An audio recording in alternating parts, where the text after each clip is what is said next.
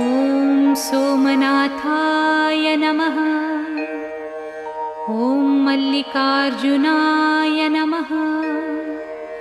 ॐ महाकालेश्वराय नमः। ॐ ओंकारेश्वराय नमः। ॐ वैद्यनाथाय नमः। ॐ भीमशङ्कराय नमः।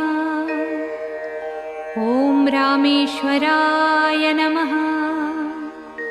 ॐ नागेश्वराय नमः। ॐ विश्वेश्वराय नमः। ॐ त्र्यम्बकेश्वराय नमः।